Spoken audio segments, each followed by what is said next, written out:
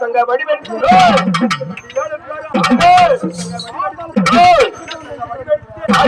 யாடி வந்தவோ யாடி வந்தவோ கோவிந்தா என்று சொல்லி அண்ணனை தான் நினைத்து அனைவரும் ஒன்றா சேர்ந்து மரங்களை கொடுக்கும் போது ஆறுதல் தருவது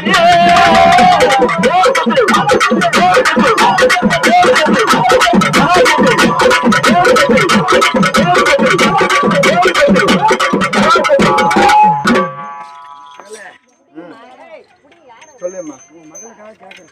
ஆமா ஆமா